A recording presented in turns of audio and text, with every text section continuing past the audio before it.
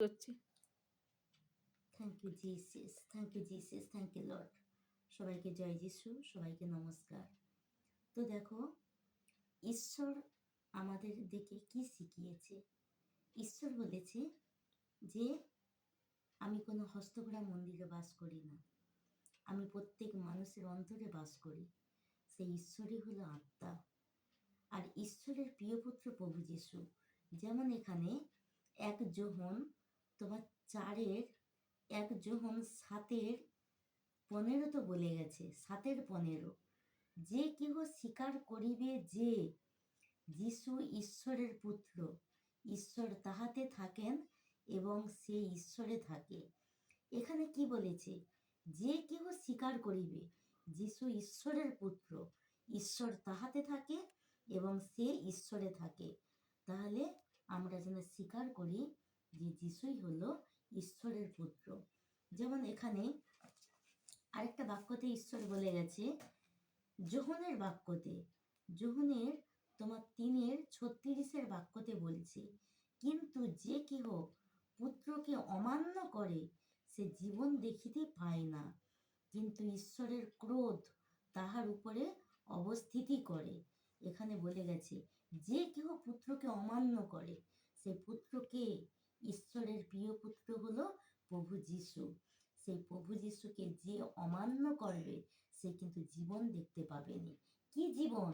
বেঁচে থাকবে, সুখ শান্তি আনন্দের জীবন সে কোনো দিনও দেখতে পাবেনি।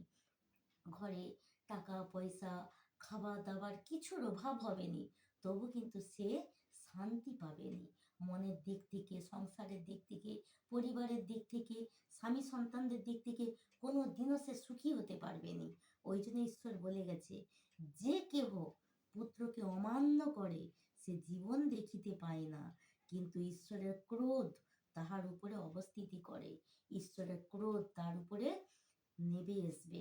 তো সেই জন্য বলছি, প্রত্যেক ভাই বোনকে আমি হাত জোড়ো করে বিনতি অনুরোধ করে বলছি, যেসব ভাই বোনেরা তোমরা ঈশ্বরের পুত্রকে অমান্য করছো, ঈশ্বরের বিশ্বাসী ভাই বোনেদের উপরে তাচ্ছিল্য করছো, তোমরা এটা করিও নি।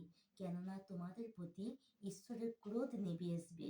ঈশ্বর কখনো চায়নি যে ওদের প্রতি আমার ক্রোধ নেমে আসুক, কারণ ঈশ্বর হলো প্রেম, সে সবাইকে প্রেম করতে চায়। তো তোমরাও কি করো? ঈশ্বরের পুত্রকে প্রেম করো, ভালোবাসো, ঈশ্বরও তোমার দিকে প্রেম করবে, ভালোবাসবে। তো ঈশ্বরের কাছে আমিও প্রার্থনা করছি সমস্ত অবিশ্বাসী ভাই বোনদের জন্যে, এই 2026 সাল তোমাদের জন্যে খুব সুন্দর সাল। তোমরা প্রভু যিশুকে বিশ্বাস করো, গ্রহণ করো, এই পথে এসো। এটাই হলো সত্য পথ, প্রভু যিশুই হলো সত্য পথ, জীবন। এই পথে যে আসবে সে কোনোদিনও বিনষ্ট হবেনি, সে কি করবে? সুখ শান্তি আনন্দের জীবন পাবে। তোমরা এই পথে এসো, ঈশ্বর তোমাদের প্রতি প্রচুর সন্তুষ্ট হবে। সবাইকে জয় যিশু, সবাইকে নমস্কার।